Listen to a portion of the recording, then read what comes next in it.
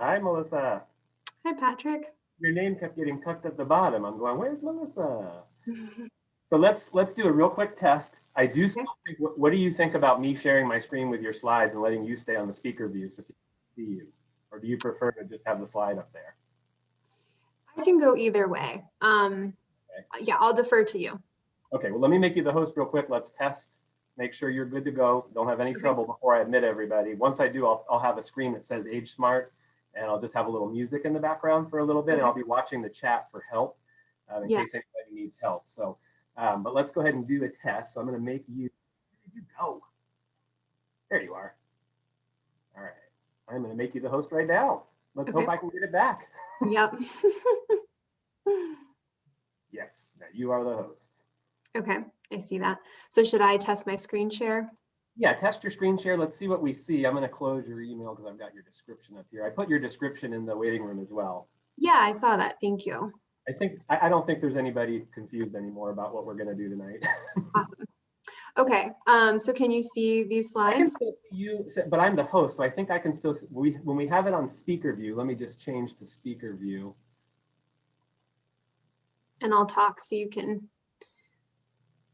hear me. Yes, it won't okay, side by side speaker. Okay, so this will work, and this will actually let you share your screen and still be on there and visible. Great. And let me go back to stop sharing to make sure I checked the right box. Yeah, so I want to share my computer sound too, so we can test this video. So what I'm going to do, because I need to welcome everybody here in just a couple minutes, I'll go ahead and need you to make me host again. But as soon as I let everybody in and we just watch the chat for a minute, it doesn't look like there's any issues. As a matter of fact, I need to stay host right up until 6:20 because that's when we're going to start our Facebook Live. Okay, that all sounds good. I wonder, well, let me test this video real fast. Yeah, no, go ahead. And this is all recording too, just so you know. Hear and see that? Yeah. Sound is really good. Okay, excellent. That's great quality. Okay, so I'm going to stop sharing. I was just going to look back at participants and see if I can make you. See, I have to make somebody else the host just temporarily to start the Facebook. But then once that's done, she'll make me the host again, and then I'll make you the host again. Okay. Yeah, so I see you here. And I'll watch the chat too. So if you ever need help or anything, or we need to if I need to jump in or you need to switch it back to me, go ahead and do that. And I'll okay. Well, and it also looks like I have the option, I can make you a co-host. So I feel like you can make me a co-host too. I can, but then you cannot screen share. Oh, really? Okay. Well, that's what we experienced so far. Well, I'm gonna make you the host right now. Okay. Right. So I'm gonna put that back to you. All right. So I'm gonna go ahead and welcome everybody, share my screen and welcome everybody here in just a moment. Okay. And let them in, and then that way I'll just be admitting people. So it'll be like I'll just be hitting buttons and admitting people. Wow, we have 150 people registered. That's amazing. That's awesome. So I'm just going to mute myself then, and then when it's time, will you just say something like, and now we're going to get started, and then I'll be ready. Yeah. And I'll shoot you a private chat too, just saying, okay, 5 minutes or whatever. Once I get Facebook Live, I'll be able to switch it back to you. Okay. Yeah, all right. That all sounds great. Awesome, Melissa. I'm looking forward to it. Thanks. Yeah, thank you. Should be fun. Did you see the 1% for the art piece behind me? Yeah, well, I noticed, I was wondering, is that where you are right now, or is that just a photo in your background? That's my backdrop. I'm in my office, and this is actually down the hall, but that's my backdrop. But that's bead art, and it's a flock of waterfowl out of beads. Neat. Yeah, it's beautiful. I know, I wish I had cool art in my background, but it's all good. Well, you take care. I'll be back with you here in just a moment. Let's get rolling. Great, sounds good. Should be a lot of fun. All right, you're making me host again? Or did you already do it? I did it. You should be. You sure did. All right. Rock and roll.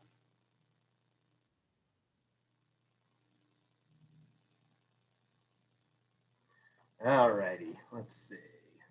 Keep my video now. I'm going to admit everybody, and it's going to freak them all out.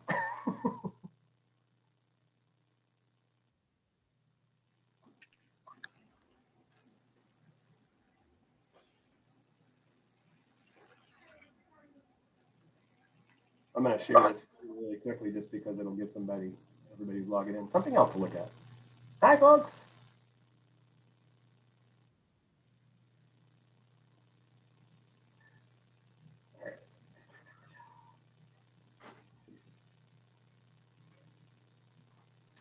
Well, greetings, folks. As you are getting logged in, I notice that we're getting a lot of our folks in from the waiting room.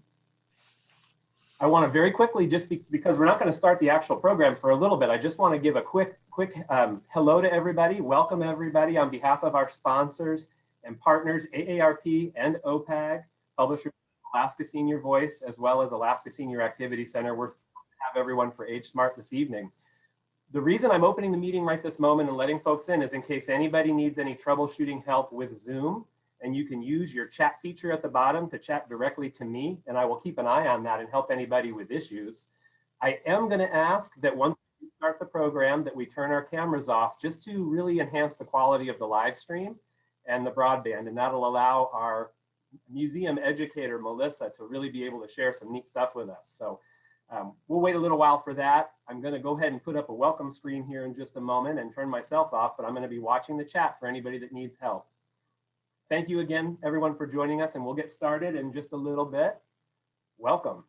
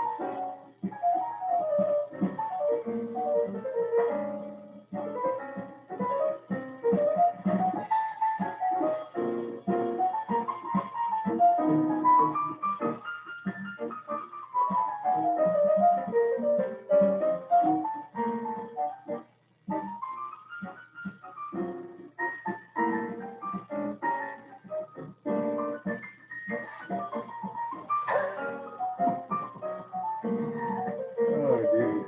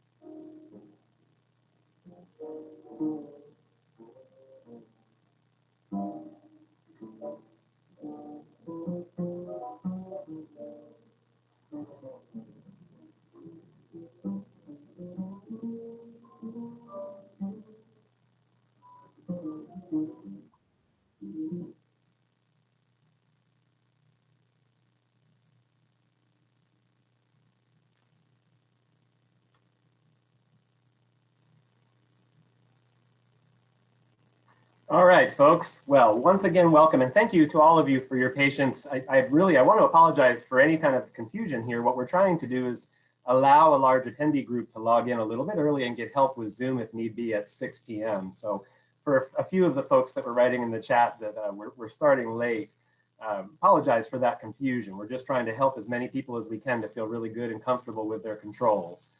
Well, once again, welcome everyone on behalf of Anchorage Senior Activity Center, as well as OPAG and AARP. We really want to thank you for joining us for AgeSmart Let's Talk. I am going to turn this program over to Molissa Udevitz at the Anchorage Museum. She will become the host and take charge here in just 1 second. And once again, thank you. And before I turn it over to Molissa, I want to let everybody know we're going to keep videos off if possible during the event itself, but we will turn them on at the end. So I'll ask everybody to turn their videos on. Please use the chat feature if you have questions along the way. I'll be paying attention to that as well. Melissa will as well. But she's going to get started here in just 1 moment. So thank you again for joining us. I'm Patrick Curtis, Programs and Wellness Director at Anchorage Senior Activity Center, and your host, at least for a portion of the evening. And now I'm going to turn it over to Melissa. And Melissa, thank you so much for joining us. We're so pleased to have you. Great. Thank you, Patrick. I am really excited to be joining you all this evening, and I'd like to thank all of the sponsors for inviting me to speak and giving me the opportunity to share in this program. So I'm going to go ahead and share my screen.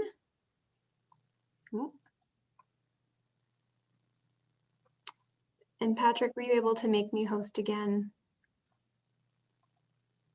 Yes. It looks I just sent it through, but let me try again. I just sent it through. It said make you host, but let me try one more time. See, it doesn't look. It's not saying I'm host. Let me open the participant tab here. Yeah, bear with us for just a second. Let's see. It looks like host is maybe with R. Parker right now. Uh-oh. That's not what's supposed to be happening. Oh boy. Okay. I can't ask her to unmute, so I'm gonna have to run down to her office. But proceed, and I will see what I can do here. I don't think she's gonna see the chat, but I gotta go try to get her to make me host again, or make you host again, or make me host. But we'll be right back. Great, right. Thanks, Patrick. Pardon the interruption, folks. Hang on just. All right, always a few technical difficulties as we get started, but I can go ahead and start by introducing myself. So my name is Molissa Udevitz, and I'm an educator at the Anchorage Museum. And I've been there for about 3 years now and do a variety of different programs with all ages, so ranging from toddlers and families to adults and older adults. And recently I've been involved in some of the museum's creative aging programs, and so I'll be talking a little bit more about those in this program tonight. And I also am an artist myself, so I have a background in dance, primarily modern dance and ballet, and also choreography. So some of our creative aging programs at the museum has been able to integrate some of those movement-based exercises and workshops, and it's been really fun to be able to bring that into some of my museum work. So it looks like Patrick just became a host again. So I'll be able to share my slides to kind of go through what we're going to be doing together tonight. We will be doing some interactive pieces, and so I encourage everyone to have a piece of paper or notebook and pencil or pen nearby. And since it will be interactive, but this is a pretty large group, we are going to be using the chat. So if you can make sure the chat is pulled up by going to the bottom of your screen, there's kind of a speech bubble that says chat. Go ahead and open that up so that it's on your screen, and then make sure that if you were to type into that chat, you are typing to everyone. So I'd actually like us to practice that right now since we'll be using it so much tonight. If you want to type a message and just introduce yourself, hi, my name is whatever your name is, and then where you physically are in the world right now. So I'm curious to see if most of you are here in Anchorage, which is where I am, or if you're from all over. So thanks, we'll get that started. And I think I'm able to share my screen now. So I'm going to go ahead and do that.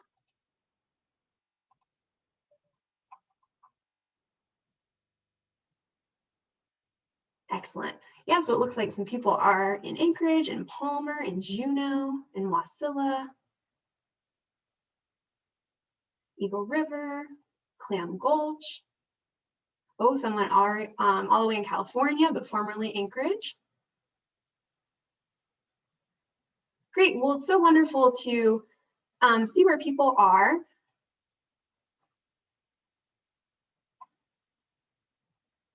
And I'm glad you all are experimenting with that chat feature. And I'm going to go ahead and let some more people in.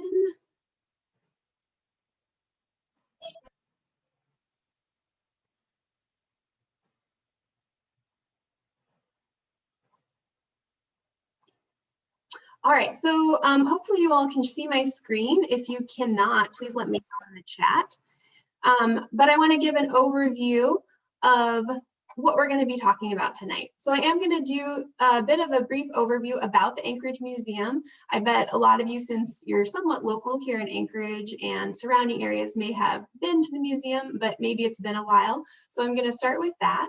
Then we're going to talk a little bit about what creative aging is. And then we're going to get to kind of turn on our creative hats and look at some artwork that's from the Anchorage Museum's collection and use that artwork as opportunities to start having some discussion, do some sketching, and then do some movement in response to some of that artwork. And then we'll have our reflection and wrap up. So like I mentioned earlier, go ahead and grab a paper and pencil and have that nearby. We'll get to that in just a little bit. And then go ahead, and if you haven't introduced yourself in the chat, you can do that. And I'll continue, some people join us as we move on.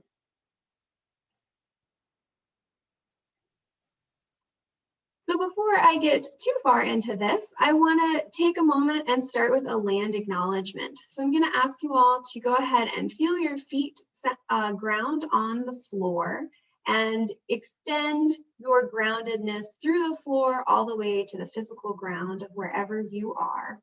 We're going to take a moment to honor the first people of the land where you are situated. So where I am here in Anchorage and where the Anchorage Museum is located, we are on Dena'ina land. And we're going to take a moment to recognize them for their stewardship and care, both in the past and in the present.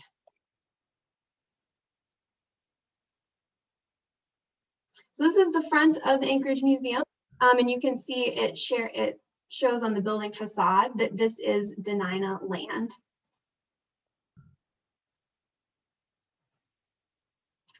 And some of you might be familiar with this map showing the different Alaska Native languages here in the state. And just to kind of orient us, especially if there's folks that are not local, Anchorage is located right here, and you can see that it is on that traditional homeland of the Dena'ina people.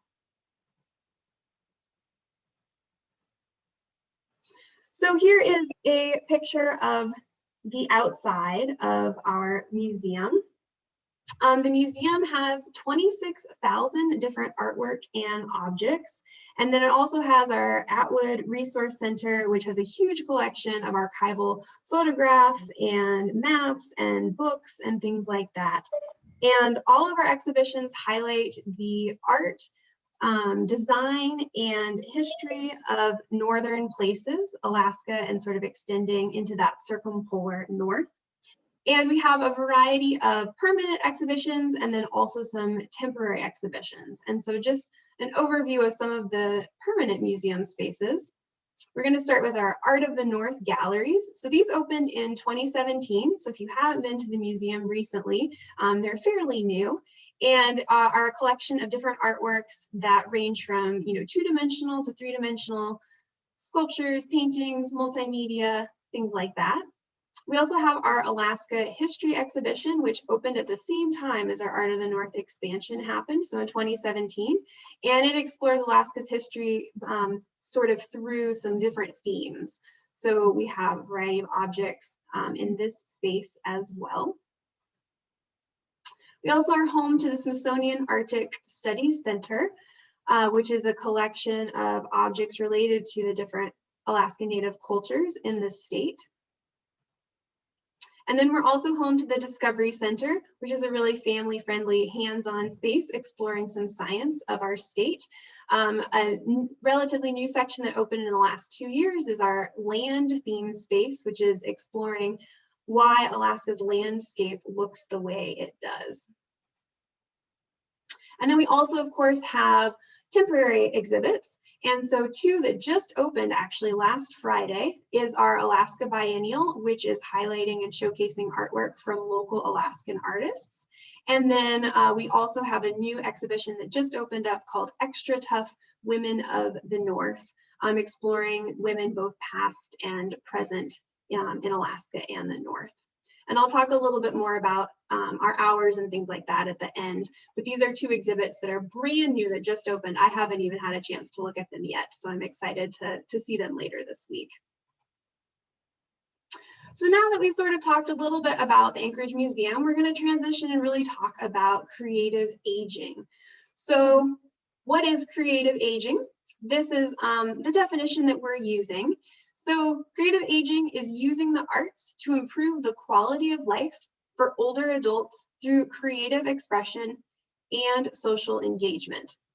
So this, of course, includes things like creating art, so painting or singing or dancing, but it also includes things like attending art. So that could be going to a museum, it could be going to a performance, something like that. So I'm going to share a quick video. It's just a few minutes that kind of gets us thinking about why we want to be thinking about creative aging. And this video is about 3 minutes, just so you know, and there's actually no narration. So you'll be able to see all the words on the screen, and there's some music as well.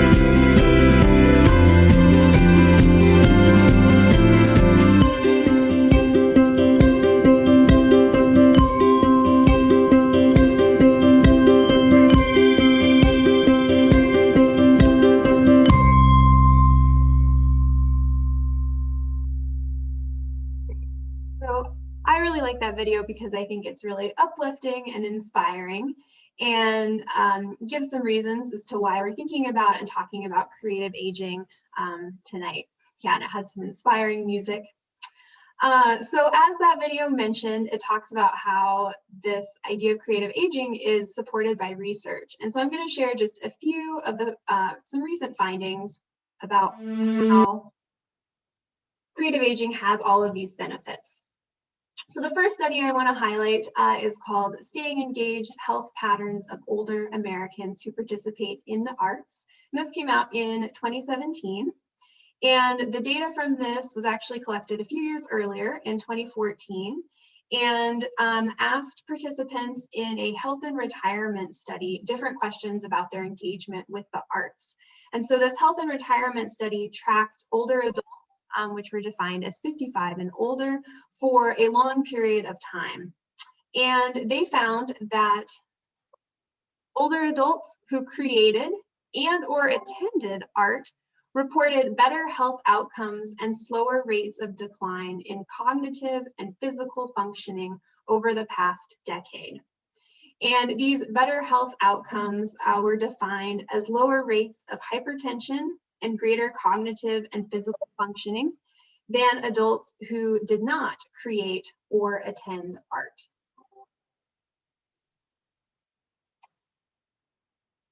And this study also talks about how there's been many studies where researchers have identified these positive changes in health and psychological well-being, or at least slower rates of functional decline among older adults who engage regularly with arts activities, in contrast to those who are not participating in the arts. So another article that shares some information about these creative aging benefits is by the National Institute on Aging, and it summarized two actual studies that show some of these positive effects. So the first study was created with a group of community choirs called Community of Voices in San Francisco, and they tracked 12 different choirs over the period of a year, and were able to monitor changes in how people were feeling over that time. And so through this study, they found that after 6 months of participation in those choirs reduced feelings of loneliness and an increased interest in life. And then the second study that this article summarizes is about an organization called Memory Ensemble, which is an improvisational theater program in Chicago for individuals recently diagnosed with Alzheimer's or other types of dementia. And the goal of the program was not to stop or slow Alzheimer's or the dementia, but was to improve quality of life. And those results showed that the participation in the Memory Ensemble improves mood, decreases anxiety, and increases a sense of belonging, normalcy, and destigmatization. So just a few examples of how creative aging and engaging with the arts as we get older can be beneficial, both psychologically and even physically. So I want to talk a little bit about the museum's role in creative aging and point out this logo or this organization called Aroha Philanthropies. They're actually the organization that made the video we watched a little bit earlier, and they're based in Minneapolis, and one of their big things that they're educating people about and invested in is creative aging. So the museum has received grant funding from Aroha Philanthropies to be able to offer some creative aging classes for adults 55 and older. And these classes have some sort of hallmarks to them. So for example, they're sequential classes. So they happen over a period of around 8 weeks or so, where the same group of students get together regularly once a week for those series of weeks. And then they work with a professional teaching artist who is teaching an art form to the class. And so we've offered a few different of those classes at the museum. Over here on this side of our screen was a textile class. So you can see folks are sewing, they have needle and thread out. We also did an in-person book arts class. And you can see we're looking through different books in that class. And then the other art form we've explored in this creative aging series is movement. And that's my background and art form I'm most familiar with. So it's been really fun to be able to bring that into my museum work. And so you can see this was an in-person movement class where we're doing some warm-up exercises, and we were accompanied by a live musician, which was wonderful. And then in this time of COVID, we've been pivoting to some online offerings as well. And so over the summer, we offered a few virtual movement classes. And so you can see our teaching artist here is teaching on the screen, and then participants are joining in. So, and we can, because of our generous funding through Aroha, we're able to continue offering some of these classes, and I'll share some more information about that at the end of this program, if that's something you might be interested in learning more about. Our response from the community has been so positive. People are really appreciative for the opportunity to come together, to learn a new skill, really have that social engagement piece. And so we're at a point where we definitely have more demand than we can meet. One thing that's really important to us is to keep classes at a manageable size so that participants can really engage with each other and have a really meaningful experience. So it's something we definitely know is a need in our community, and we're excited to be able to continue to fill that need in some way, and also recognize that there is more need than we're able to fill right now.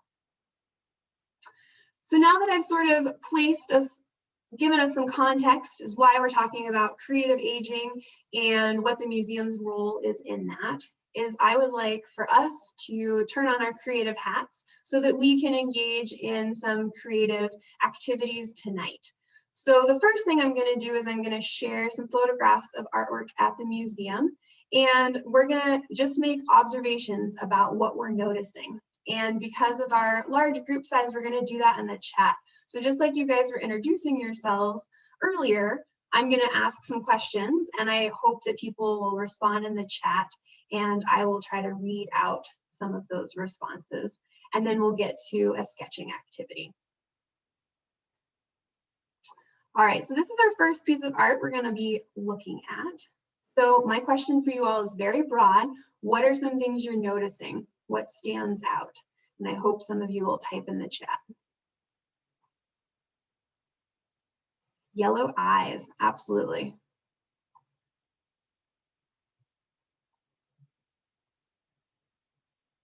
What are some of the figures we're seeing? Yeah, we see a lot of colors. So we're noticing the eyes on the eagle and the fish. We're noticing a variety of mediums. Yeah, so we see maybe some paint. We see some three-dimensional sculptural components. Yeah, and we're identifying what we're seeing, right? So we have animals, right? We have these fish, we have our eagle. Some questions are coming up too. Is it three-dimensional? So parts of it are three-dimensional.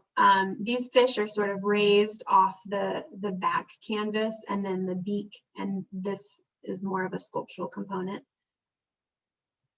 We're seeing movement of the water.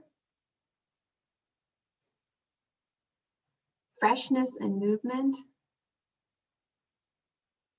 Yeah, these are really great observations. There also are some words down here. I know this is going to be hard to see in this virtual setting, but if anyone can decipher them and wants to type them in the chat, you can. Otherwise, I'll call them out in a minute. Well, I also like some people are starting to figure out how this makes you feel. So yeah, what are some feelings you get when you look at this? You have a question, different species of salmon.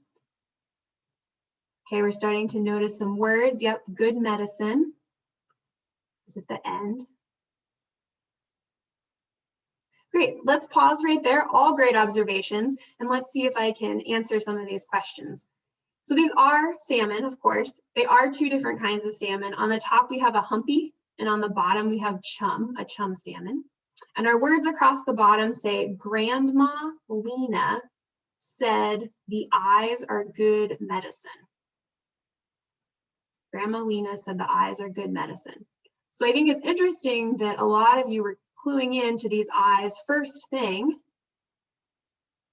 before we really even knew that the eyes are referenced in this text on our artwork. Really great observations. We're going to come back to this. We're going to look at a second piece that is part of the same series. And again, I'm going to ask you for your first observations, and you guys are doing a great job of typing in the chat. So what are some things you're noticing in this piece? The bear, absolutely. We have this big bear right here.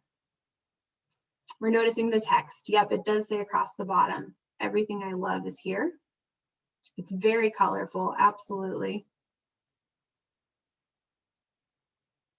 Depth of the work, meaning that it's three-dimensional, or that there's depth in sort of these lines. Yeah, meaning that it's three-dimensional.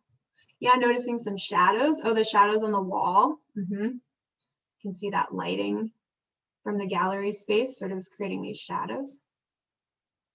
I'm curious if we can identify what type of bear we think this is. A brown bear. It is a brown bear. Why did you know it was a brown bear?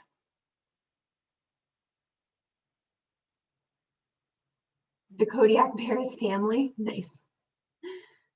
Kodiak brown. Okay, so some of you might be familiar with this artist.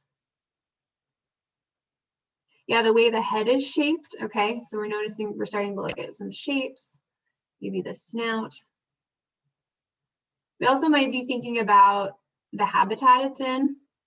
So we have some trees, which is different than perhaps a polar bear. It's not going to be in a forested environment.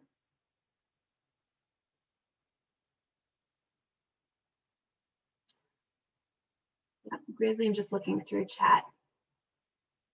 Portrays a sense of calmness.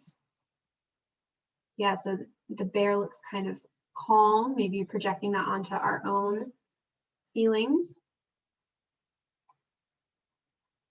How does this make other people feel? Thinking about how we feel when we look at this.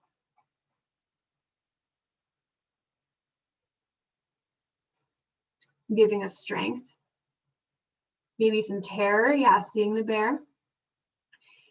And I will give a sense of scale in just a minute in a future slide here. The last thing a salmon sees before it becomes dinner. Maybe protected. So I think it's really wonderful and interesting to hear how people respond to the same piece of artwork. We can get a lot of different meanings from that. Okay, I'm going to go to our third piece related to this artwork. So same question, looking at this third piece, what are some things that stand out or that you're noticing first? Water. Yeah, these spinning propellers, looks like they're moving. The plane, and the seal, the white seal. Yeah, so we have these two sort of three-dimensional elements in this piece. We have this plane that's flying straight towards us. We have the seal that looks like it's poking its head above the water. Noticing environmental clash. Madeline, if you want to expand on that, I would love to hear what you mean. Somebody's wondering if maybe these pieces are by the same artist. Yeah, we see some similarities in maybe the colors and brush strokes.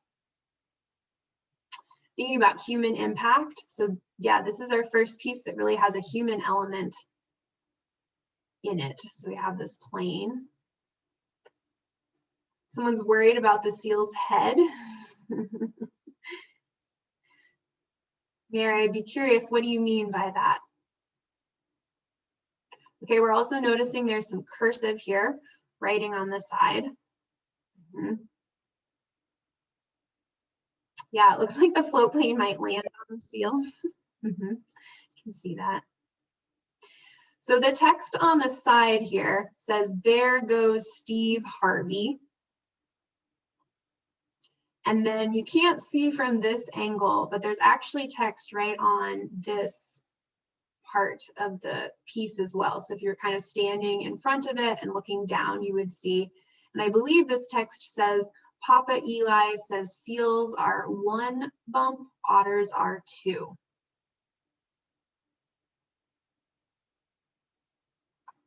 So we're wondering, yeah, what is the relationship between the float plane and the seal? This text here says, there goes Steve Harvey.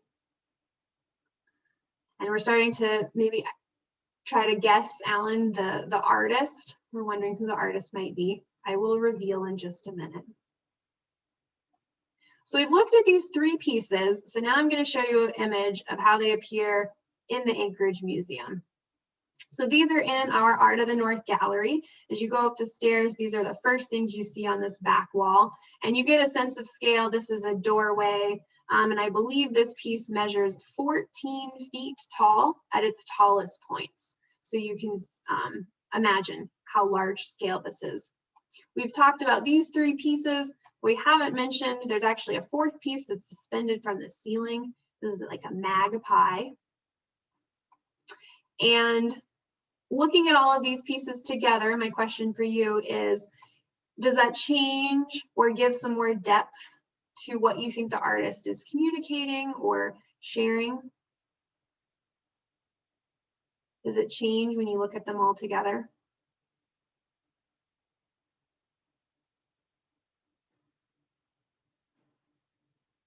So it looks like Sylvia says all scenes of Kodiak and the artist's life there.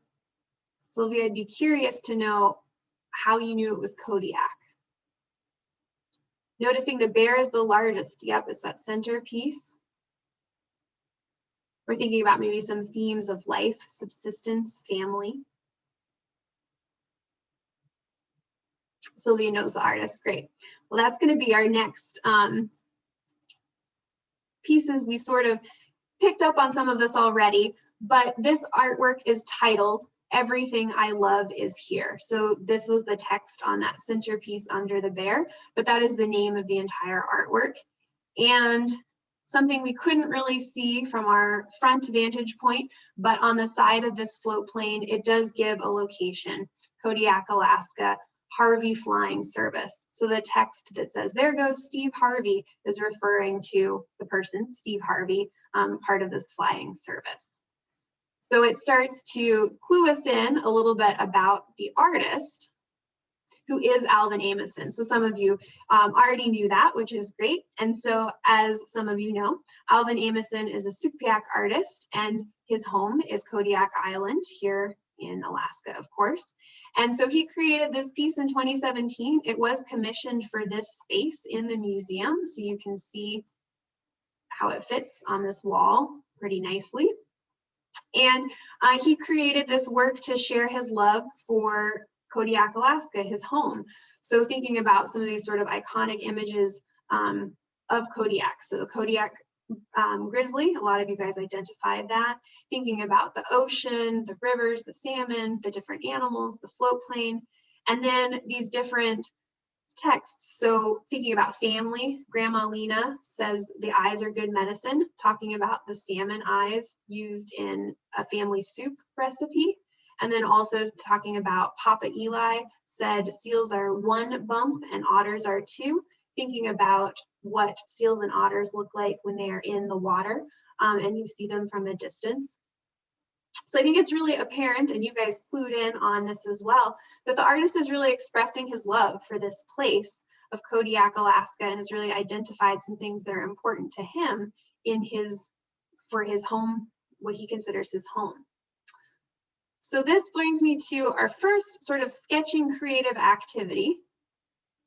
Is I hope you all will grab a piece of scrap paper nearby and select a place that you call home, and then see if you can write or sketch what you would include in your own artwork that's titled Everything I Love Is Here about that place. And I'm going to give us a few moments to do that. And once you have some things sketched or written down, if you want to type in the chat some of the things you're thinking about, you can identify the place you're calling home, and then a few of the things you would include in that artwork in the chat. We would love to see what people are thinking. So I'm going to give you all a few moments to do that.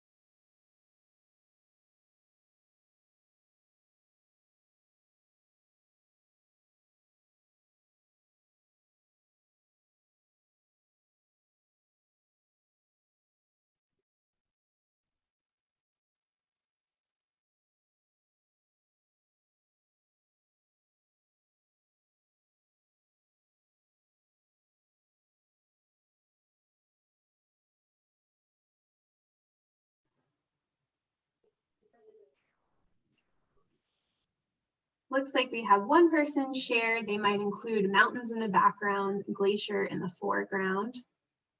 Would anyone else like to share in the chat some of the things they would include in their Everything I Love Is Here piece? Like Jana shared, hiking in Alaskan mountains, especially in the fall when berries are ripe for picking and snacking on when you get hungry. Caroline said, sleeping lady, mountains and water. Patrick shared guitar, skateboard, surfboard, ocean waves, paintbrush, sunshine, laughter, and people. Shelley shared dogs with music notes. I love the variety. We have some sort of Alaskan landscape kind of themes, but then also objects and things that are important to us, perhaps like a guitar or dogs. Absolutely.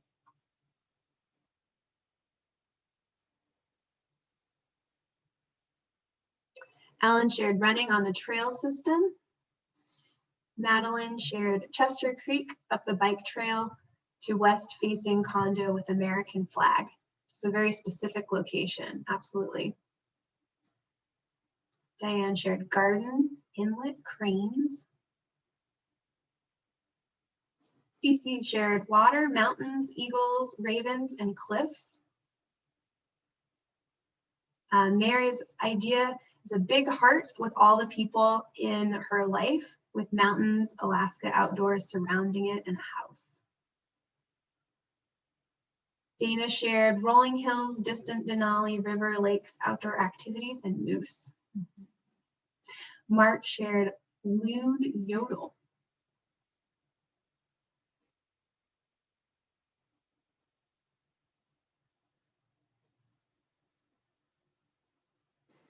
We'll take another minute to wrap up whatever you're working on. If you are sketching or creating a list, I will encourage you to return to that, thinking about what you love about a place you call home.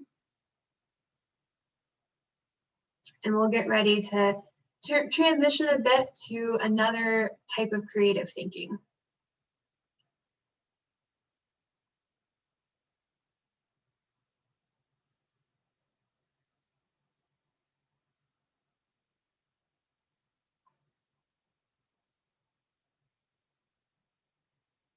All right, we have two more. Pat shared moose wandering through their yard, munching in early evening.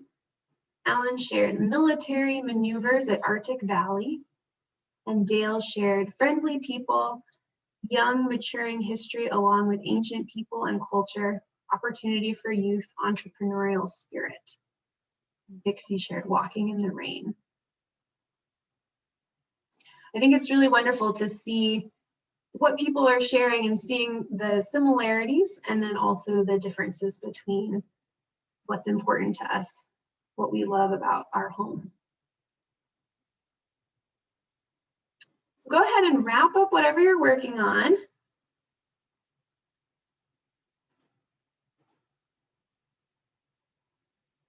And we're going to pivot again and use some of the artwork in the Anchorage Museum's collection as some inspiration for movement. And I'm going to walk us through this to be really easy and simple. So if you're a little hesitant about moving, we're going to be really gentle. We're not even going to need to stand up, but I'm going to encourage you to just go ahead and try. So what I'm going to do is show you again another piece of artwork from the museum, and I'm going to ask you for some observations, and then I'll share some information about the piece, and then I'll give you a movement prompt, and we'll see. There's a handful of these that I hope we can get to in our time together tonight. So here's our first piece. And again, I'm going to ask you, what are your first impressions? What are things you're noticing from this artwork? And I'll encourage you to type some thoughts in the chat.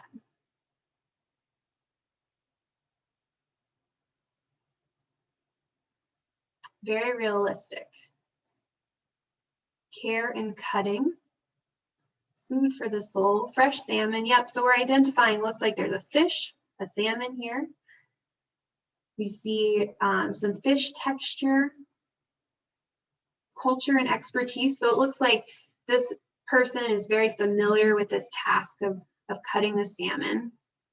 We're noticing a lot of the shading. So this is black and white, unlike our first piece we were looking at. Yep, absence of color. We're noticing this ulu. So we have this knife, this cutting tool. You also might notice the title over here, Cutting Fish. And it does look like she's taking great care and is being maybe patient during this process.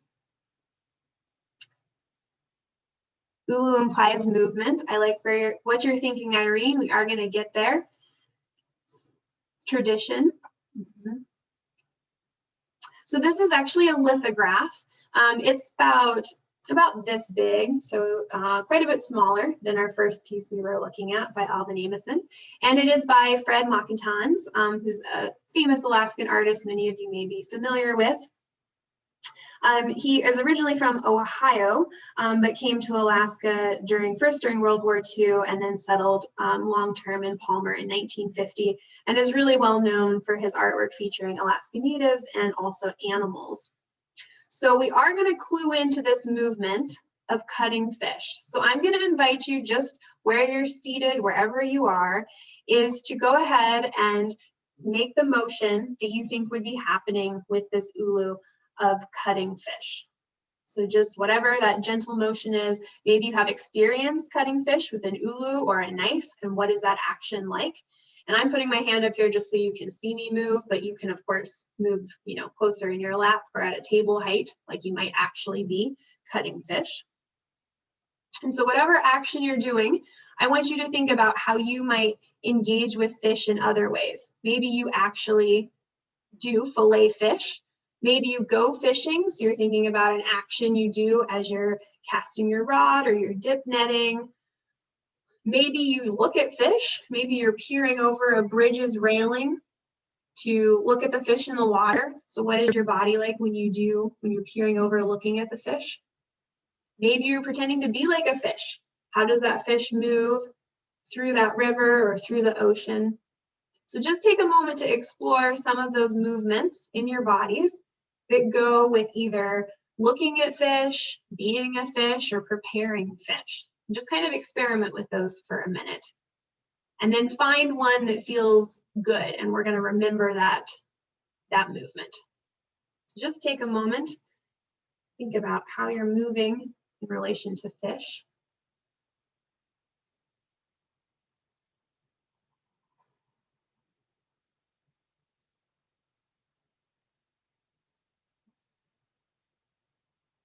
Maybe your hands are moving or your arms are moving a lot. You can try and see if a different part of your body is moving. Maybe your head's moving. Maybe you're gritting your teeth as you're trying to pull in a fish that's really big.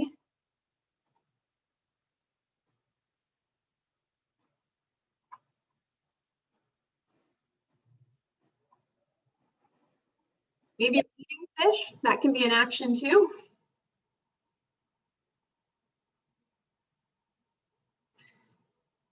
So then hold on to one of those movements that you like, that feels good in your body. I'm going to hold on to my eating fish movement.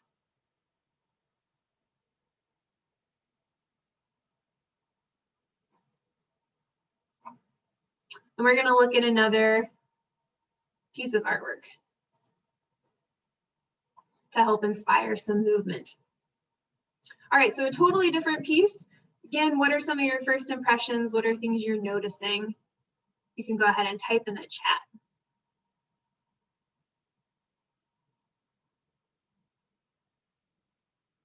Yeah, noticing baleen. So we do have this big piece of baleen here. Any thoughts onto what these white pieces are? Yes, we're noticing there's tools, absolutely. And Dale's identified a bow drill. So this is a bow drill that this person is using. And yeah, our white pieces are ivory. Absolutely. Yeah, so we're again thinking about native culture, carving tools. Artist is working ivory. Oh, and noticing, yeah, mountains in the distance. Absolutely. Or maybe icebergs. Yeah, are they mountains? Modern anvil and hacksaw. So noticing, yeah, some maybe tools from different times. Oars propped up his kayak. Yep, so he's leaning against a kayak or a boat, an open boat. Yeah, noticing what the figure is wearing. Maybe it's a cussbuck. Yeah, so Lori pointed out, I think this boat is an umiak because it's open, an open boat versus a kayak. Great observations. I'll share a little bit about this piece. The artist's name is Ken Lisborn, and this was done in 1979. And it was done about Point Hope. So as some of you might know, Point Hope is sort of near Nome, right on the Chukchi Sea. And it is a watercolor. And you guys did identify that this is a bow drill. So this is a tool used to carve ivory. And I have a photograph of someone using a bow drill. So you can kind of see a little bit more of the detail about how this tool works, where you can see how this piece would be pulled back and forth, causing this to be able to create really fine, detailed indentations and designs on this ivory. And this photo is circa 1920, just to give you a sense of timing. So again, we have another person, another figure doing an action. So I'm going to invite you to go ahead in your own bodies. Imagine what this movement is like to move this bow drill back and forth. So I'm going to invite you just wherever you are to take a moment to feel that in your own body. And then I'm going to ask you to expand that into a motion you do to make something in your own life. So I know I personally, and I bet many of us, do not use a bow drill to make some type of art like this, but think about some action you do in your own life. So for example, it could be cooking, or it could be sewing, or it could be building something out of wood, or it can be anything, but think about an action that you do in your own life to make something. So for me, it's hard because my camera is so high, but I sew and use a sewing machine. So I'm going to be feeding my fabric through the sewing machine is going to be my action. Oh, nice. And some of you are sharing in the chat. Thanks, Alan. Kneading sourdough. Absolutely. That kneading the bread action. And you can try out several. I also like to bake. So I'm going to pretend to whisk something in my bowl.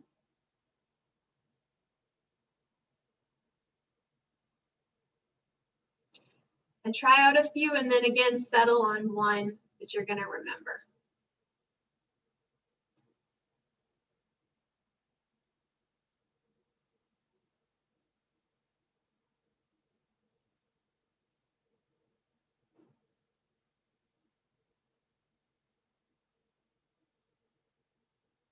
Sawing with a jeweler's saw, hacksaw on a branch. Yeah, thanks for sharing in the chat. I'd love to hear what your actions are.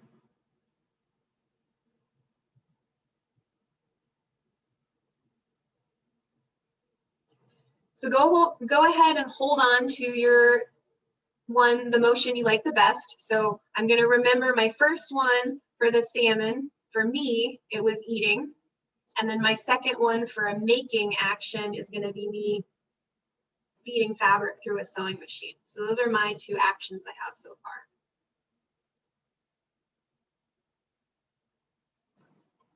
We're going to look at another piece. This one, also in our Art of the North galleries.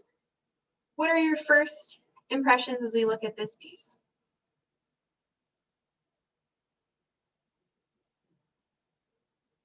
Movement of the water, absolutely. The light. Yeah, so we're noticing there's quite a bit of light up here. Looks majestic. Powerful water, powerful mountain. Yep, we have the mountains in the background.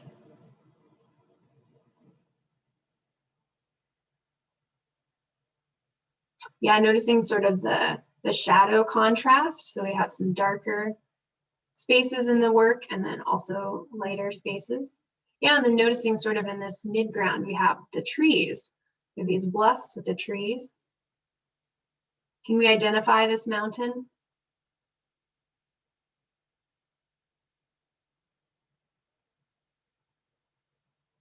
So Dixie is noticing contours of the entire area.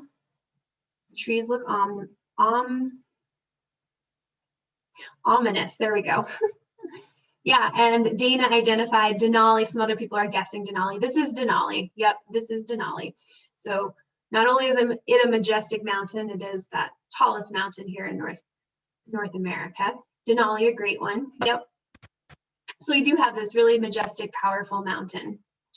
And this piece is by Sidney Lawrence, another really famous artist. I'm sure many of you recognize his name, who did many different paintings of Denali, all kinds of different views. And this is quite a large one. You can kind of get a sense of scale. This is mounted on the wall in the museum and is quite large as well. So this is our first piece we've looked at in this movement section that doesn't have a person in it. So I want us to look at the water, and somebody pointed out right at the beginning, they were noticing the movement of the water. So I'm going to invite you to, in your body, try to move like this water. So we're imagining how this water is moving and see if you can put that into your own body. Maybe it's a little bit quick. Maybe you want to use just your hands. You feel how that is. And again, kind of just experiment how it feels in your own body to inhabit that water's movement.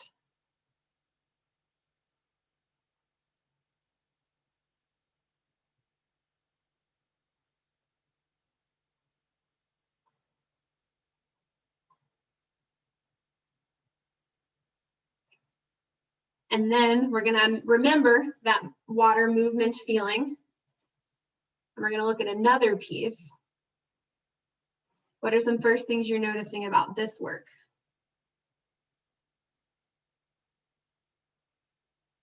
A ship at the left. Yeah, the ship really stands out.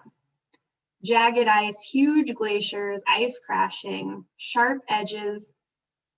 Looks like danger. The light. Yes, we have this bright light up here. Some darker shadows over here. Looks vibrant and exciting.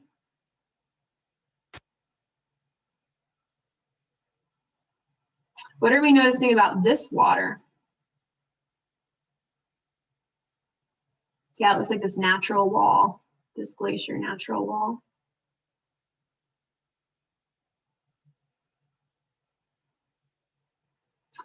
Is this water the same as our first water we looked at?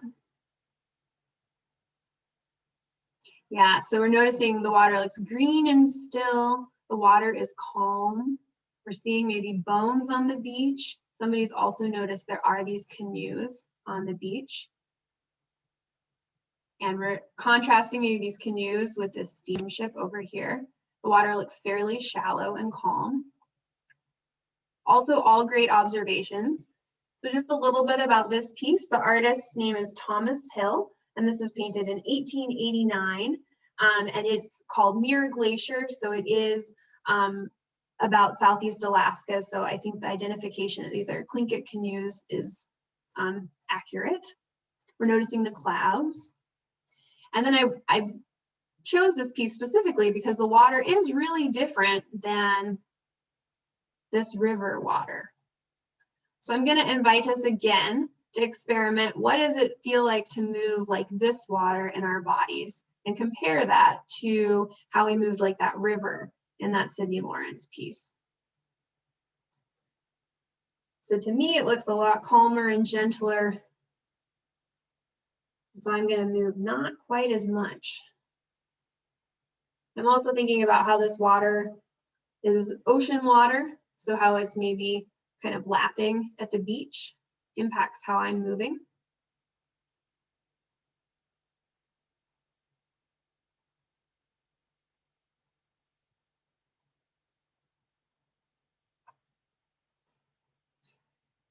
cold and calm. All right, I'm going to skip ahead to this prompt. So I want us to take 3 of the movements. We didn't get to the shape. So just 3 of the movements you created and put them together. So my 3 movements were my eating salmon, my sewing, and then I'm going to choose the rougher river motion. So this is going to be my rougher river motion. So I'm going to experiment by putting those 3 movements together in a little bit of a sequence. So I invite you to choose your 3 movements and feel how they go together as well. And you can play with how long you do some of those movements. So maybe my first movement I do really, really slowly if I'm eating my salmon. And then I repeat my sewing machine movement a few times. And then I am my river. So just play with that for a minute.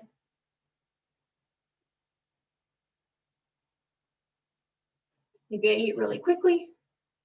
And then my sewing machine is slow. And then I'm my river. And you can keep playing with that. But I do want to ask you, how did embodying or moving, being inspired by this artwork, did it change your understanding of any of these pieces? What are some feelings you're getting now that you've incorporated some of these movements as we talked about some of this artwork? If you'd like to share it, please go ahead and type in the chat. Yeah, thanks, Jana. Feel more involved. Kathy, do you want to, I saw you raise your hand. You're welcome to unmute if you want to share verbally.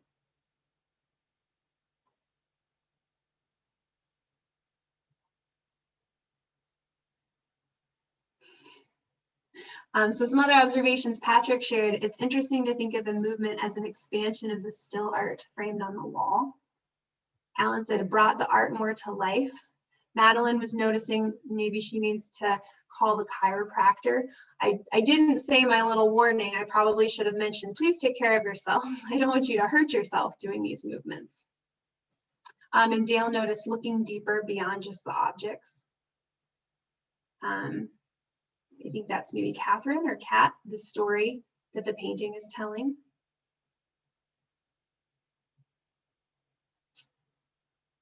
Yeah, thanks for these reflections. I think it's really interesting to bring in these other art forms like movement or dance when we are looking at other types of art. So in this case, of course, this visual art. So I recognize we're almost at 7:30.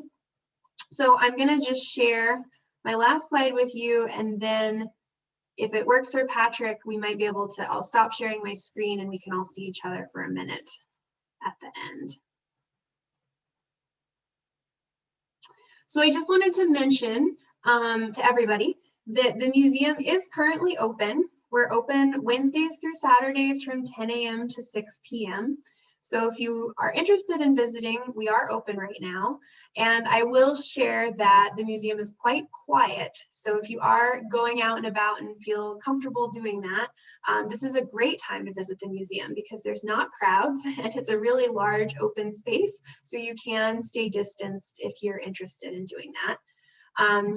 I also wanted to share that I maintain specifically an older adult mailing list. So the museum has a variety of wonderful newsletters that go out, and some of you I bet are on those newsletters. But I have one that's specifically for opportunities for adults ages 55 and older. And that includes those creative aging classes that I was sharing a little bit about. So if you're interested in that, please shoot me an email and I will add you to my list. And that way you'll be the first to know when those classes are being offered and when registration opens. As I mentioned before, we do have more demand than we can meet, but this is the best way to find out about it immediately so that hopefully if you are interested, you can get a spot in one of those classes. And then I'll also just do a little plug that our next Creative Aging series will be virtual again, and it will be held in early 2021. So we're looking at January into February, and it will be focused on movement arts. So we'll be doing similar types of sort of everyday movements and thinking through those in that next class. So I just wanted to put that all out there as well. So I think I'm going to stop sharing my screen so that I can see all your little boxes. And we're almost at 7:30. So I'd like to thank you all so much for taking time out of your evening to join us. And I hope you got your creative juices flowing a little bit with some of those very simple exercises. And I am happy to stick around and take any questions or comments or reflections as we sort of wrap up.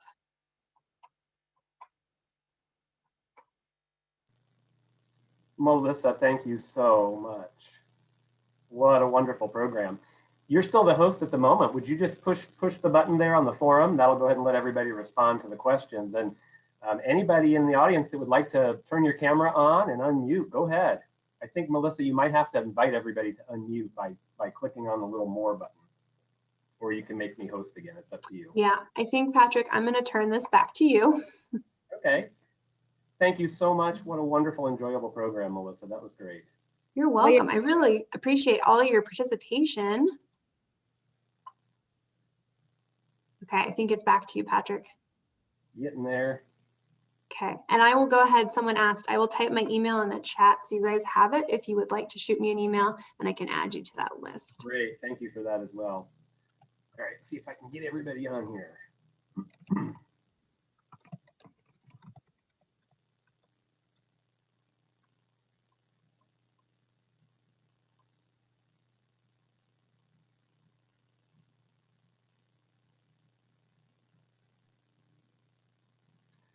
Well, I'm trying to work it out, but I'm trying to send that invitation to everybody to say, hey, go ahead and unmute if you want to say thank you to Molissa and give a little round of applause. In the meantime, as I am unmuted, I just want to thank our sponsors again and our partners. We so thoroughly enjoy partnering with OPAG, AARP, and our center to welcome this series and forum. And what an interesting and wonderful, enjoyable topic tonight with the museum. We thank you. I'm going to go ahead and start a poll real quick. And if any of you would mind answering, we sure appreciate it. It's great to hear feedback. It lets us really look to other topics and kind of come up with other things. And if anybody has questions as well, go ahead and put a question in the chat there. We can still chat with Molissa as we're just getting our responses in. And thank you to everyone for joining us tonight.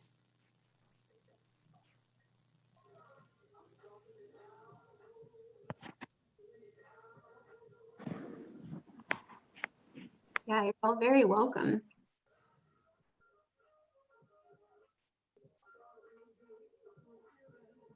Thank you for those of you responding. We appreciate that. I'm still dancing, but you can't see me. Yeah, I hope for some of you, this might be inspiring that, you can take just a moment. You don't need someone necessarily to give a prompt when you look at a piece of art. Maybe you can just look at it and think about, oh, I wonder how it would feel to move that figure is in that piece of art, or what is that artist communicating? What would I include in that if I were to make a piece of art like that?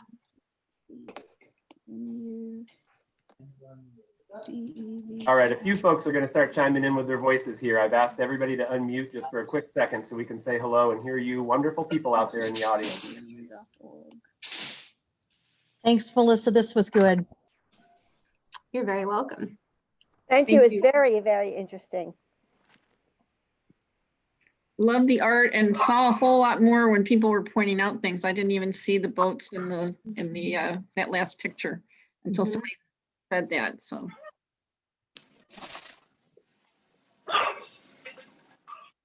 thank you. I hope you'll come back. Thank you. You're welcome. really good.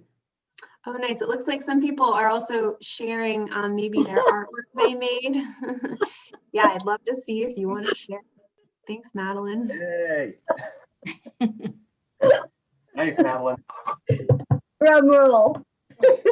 Yeah, and this is Gordon. I put a plug in that if you're not a member of the museum, I would encourage you to. Absolutely. Thanks, Thank you for that. Gordon. Oops, that's not what I wanted. Well, as we're just closing out the polling here and just kind of enjoying each other for a moment, because we can now see you. Thank you again to everyone. We so thoroughly enjoyed having you, Melissa. I can't say that enough. What a wonderful program. What a really engaging and thoughtful program that really kind of put us in a nice place tonight where we can enjoy this beautiful art. We appreciate it. I want to thank the folks joining on Facebook Live as well. We did have folks joining in on Facebook in addition to those that have registered and come through the link. So we sure appreciate that as well, and the participation in the social media online.